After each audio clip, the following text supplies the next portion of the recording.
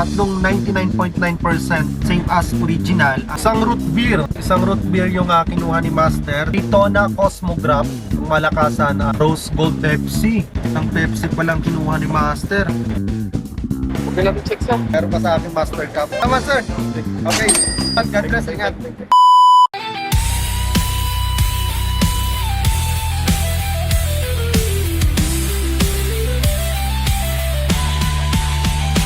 Master Choi.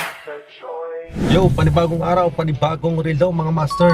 Papunta ako ngayon ng airport dahil meron akong client na imi-meet up doon sa airport terminal 1. Napagkasundan namin na doon na lang magkita dahil galing siya ng ibang bansa of course. Tapos doon na kami magkakabayaran. 3 watch ang kinuha niya sa atin master. Samahan niyo ako, let's go. Mapalag sa lulang nagkalinga ng kabataan. 8:30 yung lapag niya. Almost on time pa naman tayo mga master, no? Sa lahat ng mga client natin sa ibang bansa, wag po kayong mahiya mga master na magsabi sa amin. Halimbawa, dating nyo po ng airport or sa NAIA, no? At may mga connecting flight pa kayo, pupunta pa po kayo ng province ninyo. Pwede na po kami ang magdala ng item papunta doon ng airport para hindi na kayo mahihirapan. Most of the time, doon sa mga transaction namin, actually marami na kaming transaction na nagawa na ganito. Hindi lang namin na i-vlog, no? Ngayon pa lang yung first time namin na i-vlog itong ganitong transaction na pupuntahan natin dun sa airport. So, samahan niyo ako at nag-aantay na si client. Let's go! Na ikaw mismong tumuklas, ikaw na minsang iniwan. Yo, andito na tayo ngayon sa NAIA mga masters. So may arrival parking, no? So pupunta na lang kami doon pagka nagbigay na ng signal si client. For now, ipapakita ko sa inyo yung order ni Master. Kasi mamaya magkabilisan lang doon. I-check muna natin yung item ni Master. Isang root beer yung kinuha ni Master. Tapos bali 3 item ang kinuha ni Master. Isang Daytona Cosmograph, malakasan, Rose Gold naman ang kinuha niya. Okay, tapos isang Pepsi. Isang Pepsi pa lang kinuha ni Master. May ganito ako napakaganda nito. Tatlong 99.9% same as original ang kinuha ni Master sa atin. Diretso na tayo doon sa loob. Unahan na natin si Master, let's go! Master Choi, lumipad kang mataas sa ilalim ng... Si Master pala nakalabas na. So, medyo alanganin dito dahil maraming tao. Grabe.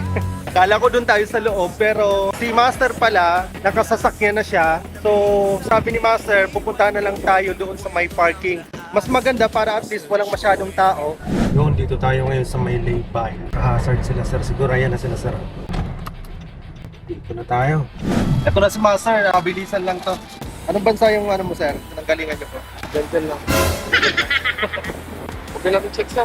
Yung isa na lang, yung may rubber lang sir. Turuan mo lang ako paano mag... Yung rubber, fix na kasi yun Master Oh, paano siya i-adjust? Pagka hindi siya fit sa'yo, padadala na lang kita ng na gusto mo na masukat na para sa'yo. Pasadyaan kita ha. Sabihan mo ako pagka hindi ha. Sige. Kasi ang lahat ng Daytona na Oyster Flex, naka-fit talaga siya. Tapos may bibigyan. Ito para sa'yo to kasi 3 yung kinuha ni Master. Meron pa sa akin Master Cup. Malakasan yun ha. Sir, ito transfer lang ako. Transfer ko na yun yung Payment mo. Oo. Gcash. Paano ko na lang, paano ko? So nag-send sa atin si Master ng 135,000 para sa balance. 135,000 para sa balance. Salamat Master ha. Mabilisan lang to. Dito pa kami sa pagitna ng LTO pa. Salamat sir. Okay. God bless, ingat. Yo. Grabe.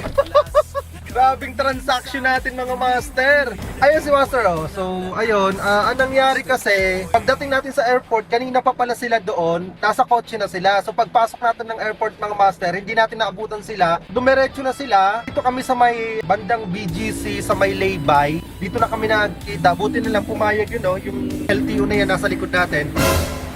Buti na lang pumayag sila na pwede kami dito mag-transact. Pero mabilisan lang dahil punta pa ata si Master ng Pampanga. Ang payment niya sa atin through bank na lang. And good thing, napakadaling kausap ni Master. Bata pa yung client natin. Gwapo. Bading ka. Pangmalakasan. Okay, so ayun lang mga Master. Diretso na tayo. Paano ba yan? Panibagong araw. Panibagong relo.